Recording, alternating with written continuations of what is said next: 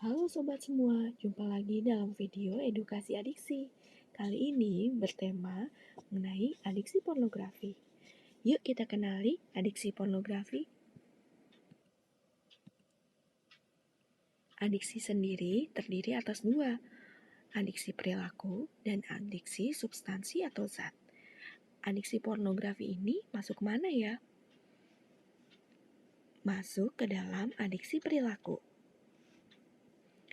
Adiksi pornografi digunakan untuk mendeskripsikan secara spesifik perilaku melihat gambar-gambar seksual. Berdasarkan penelitian yang dilakukan sebelumnya, jumlah orang yang mengalami adiksi perilaku berkisar 3-6%. Laki-laki lebih banyak 4 kali dibandingkan perempuan. Untuk lebih memahami mengenai adiksi pornografi, kita simak yuk definisinya seperti apa. Kecanduan atau adiksi pornografi adalah pola persisten atau berulang perilaku mengakses materi pornografi baik secara online ataupun offline yang ditandai dengan kesulitan untuk mengontrol, meningkatkan prioritas, dan meningkatkan penggunaan walaupun didapatkan konsekuensi yang negatif. Media seperti apa sih yang memuat konten porno? Yang pertama, berupa gambar seperti majalah, komik, reklame. Kemudian ada gambar bergerak juga loh, seperti video, film, atau live chat pada aplikasi. Tentu kita ingin tahu ya, hal apa aja yang membuat seseorang mengakses pornografi. Yang pertama, adanya emosi yang negatif seperti kesal, sedih, kecewa. Kemudian, adanya masalah relasi dengan pasangan. Misalnya, ketidakpuasan terhadap pasangannya. Yang ketiga adalah untuk meningkatkan performa seksualnya.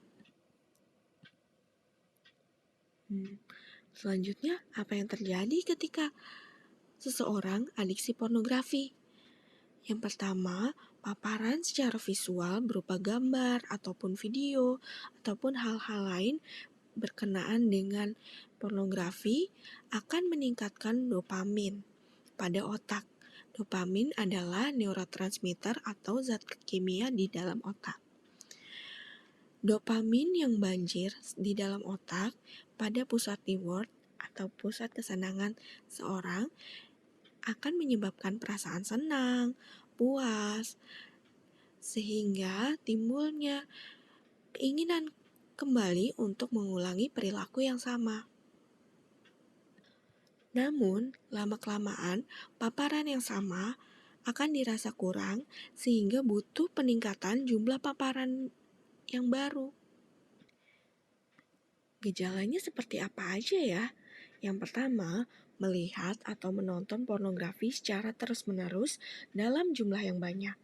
Yang kedua, memprioritaskan pornografi dibandingkan aktivitas keseharian lainnya. Yang ketiga, tidak dapat mengontrol perilaku tersebut. Yang keempat, tetap mengakses materi pornografi walaupun terdapat konsekuensi yang negatif yang dirasakan oleh pasien. Yang terakhir adalah jika tidak menonton akan timbul perubahan emosi yang negatif seperti marah, kesal, yang akan hilang jika kembali menonton. Lalu dampak apa yang akan muncul ya ketika seseorang mengalami adiksi pornografi? Yang pertama, gangguan fungsi kognitif. Fungsi kognitif itu apa sih? Gangguan cara berpikir seseorang. Jadi dia akan terganggu tuh, seperti timbulnya perilaku impulsif, gangguan pengambilan keputusan, gangguan fungsi memorinya juga terganggu. Lalu yang kedua adalah relasi dengan pasangan juga terganggu. Pasangan akan kehilangan keintiman, sehingga kesulitan mencapai kepuasan dalam berhubungan seksual, atau dapat juga terjadi disfungsi seksual. Yang ketiga, terdapat gangguan psikiatri seperti cemas dan depresi. Yang terakhir, menurunnya kepuasan terhadap kehidupan. Kapan ya seseorang membutuhkan bantuan? Jika terdapat masalah relasi dengan pasangannya, atau gangguan fungsi dalam kehidupan sehari-hari, misalnya dia tidak bisa belajar, tidak bisa bekerja, atau misalnya tidak bisa melakukan aktivitas sehari-hari seperti mandi, makan, seperti itu. Yang selanjutnya adalah ingin berhenti namun tidak bisa. Jadi, seorang tersebut sudah melakukan upaya-upaya untuk berhenti, namun dia tetap tidak bisa berhenti. Kemudian, timbulnya gangguan psikiatri atau fisik akibat adiksi pornografi.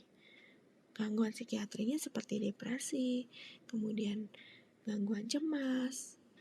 Lalu gangguan fisiknya misalnya adanya disfungsi seksual pada seorang dengan adiksi pornografi.